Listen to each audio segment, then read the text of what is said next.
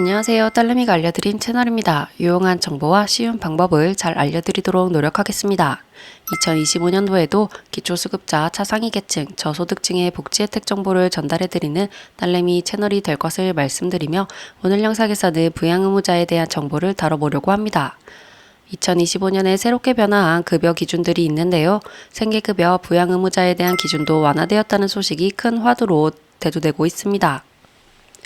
급여를 받을 수 있는지 없는지의 여부를 결정하는데 상당히 큰 영향을 끼치는 부양의무자의 기준에 변화가 생겼다는 소식입니다.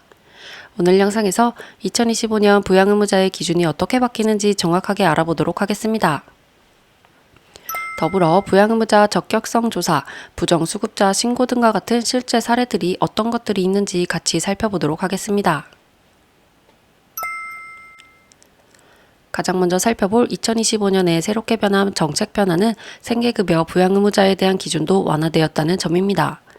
부양의무자에 대한 소득 기준과 재산 기준을 살펴보아야 합니다. 기존에는 부양의무자가 연소득 1억 원 또는 일반 재산 9억 원을 초과할 경우에는 수급 대상에서 제외됐으나 올해부터 연소득 1억 3천만 원 또는 일반 재산 12억 원 초과로 기준이 상향 조정됐습니다. 2025년부터는 소득 기준이 완화되었지만 작년에는 재산 기준 역시 완화되어 이미 정책에 반영되고 있습니다. 바뀐 지 얼마 되지 않은 정책이다 보니 아직 모르시는 분들도 많기 때문에 한 번 더 살펴보고 넘어가려 합니다. 부양의무자 재산 기준의 완화는 기본 재산의 기준이 변경으로 이루어졌습니다. 또한 재산급지 기준이 최근 주택가격 상승 현실에 맞게 세분화되었습니다. 2013년 이후 동결됐던 부양의무자 재산 기준이 대폭 완화되어 보다 많은 국민이 급여 혜택을 받으실 수 있게 되었습니다.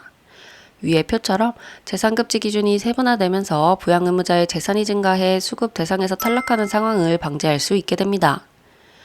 2025년이 시작되면서 지난해 급여를 신청했다가 급여 대상이 되지 않는 분들이나 새로 시행된 사업안에 따라 급여를 신청하는 분들이 많이 생기는 사례들을 접할 수 있습니다.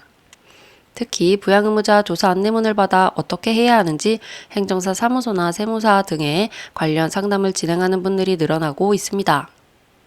또한 행정사 사무소의 한 소식통에 따르면 최근에 복지로 홈페이지 등을 통해 부정수급 신고가 이루어져 조사를 받는 경우도 많기 때문에 부정한 행위로 간주되지 않도록 미리 정확한 파악을 하고자 연락 주시는 분들도 많다고 합니다.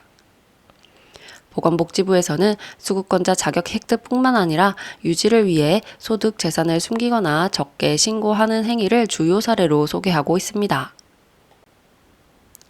부양의무자 조사와 관련한 실제 사례를 간략히 살펴보면 부양의무자로 처음 조사 안내문을 받게 되어 이 제도가 무엇이고 어떤 절차를 걸쳐 급여 지급이 되거나 혹은 자신에게 문제, 보장비용 징수와 같은 문제가 발생할 수 있는지 등에 대해 궁금해하신 분이 있습니다. 조사를 담당한 사회복지 공무원이 안내한 기간 내에 서류 제출이 없는 경우 의견이 없는 것으로 판단합니다. 이에 따라 급여를 신청 거절되거나 혹은 사안에 따라 급여 지급한 후에 부양 의무자에게 보장비용 징수 절차를 밟을 수 있습니다. 여기서 말하는 보장비용 징수 절차란 지금까지 부정하게 받았던 수급 혜택들을 다시 뱉어내라는 뜻으로 여태까지 받았던 급여 대부분을 다시 물어내야 한다는 뜻입니다. 만약 이러한 부양의무자, 소명의무 등에 대한 사례가 발생할 경우에는 전문가를 찾아가 상담을 받아보는 것도 현명한 방법입니다. 받은 내용에 대해 어떻게 대응하는 것이 좋을지 잘 모르겠다면 일단 서류를 제출하지 말고 전문가와 상담을 통해 대처 방법을 알아보는 것도 좋은 방법입니다. 세무사, 행정사 사무소 등의 도움을 받으면 부양의무자뿐만 아니라 수급자의 입장에서 필요한 서류 작성 대행 등도 진행할 수 있으므로 혼자 힘으로 전전긍긍하는 것보다 전문가의 상담을 받는 것이 도움이 될 것입니다. 어쨌든 다시 돌아와서 2025년 수급자 혜택을 받기 위한 조건 중 하나인 부양의무자의 기준을 앞서 설명드린 것처럼 소득 기준과 재산 기준 모두 따져보아야 한다는 것을 알 수 있었습니다. 새롭게 바뀐 기준을 적용해보자면 부양의무자의 소득은 연소득이 1억 3천만 원 이하이거나 일반 재산 12억 이하이어야 합니다. 정부에서는 이렇게 부양의무자의 소득 재산 기준을 대폭 완화하여 보다 많은 분들께 필요한 급여 혜택이 돌아가도록 힘쓴다는 방향이지만 실제 사례들을 살펴보면 아직도 부양의무자 기준에 걸려 수급자 혜택을 못 받게 되었다는 다수의 후기들을 접할 수 있습니다. 사실 부양의무자를 현실에 적용할 때에는 보다 복잡한 변수들이 많이 있곤 합니다. 수급자 본인과 부양의무자가 같이 사는지 따로 사는지, 그리고 일반 재산만 볼 것인지 금융재산까지 적용되는지 등등. 개개인의 상황과 재산 현황이 각기 다 다르므로 본인의 현황을 제일 잘 파악할 수 있는 본인이 어느 정도 정보를 공부해보고 따져보는 것이 제일 정확한 방법입니다. 부양의무자의 소득과 재산으로 잡힐 만한 것들이 무엇인지 세세하게 따져보고 이 결과가 정부에서 정한 그 기준에 해당되는지 비교해 보시면 될 것입니다. 부양의무자 기준에 해당되지 않아 수급자 탈락한 사례들도 있다고 말씀드렸었는데요. 수급권자의 1촌의 직계혈족과 그 배우자인 부양의무자 기준 때문에 실제 전혀 부양을 받지 못하면서도 수급자 선정에서 배제되는 사례가 잦아 사회적 쟁점으로 부각되어 오고 있는 실정입니다.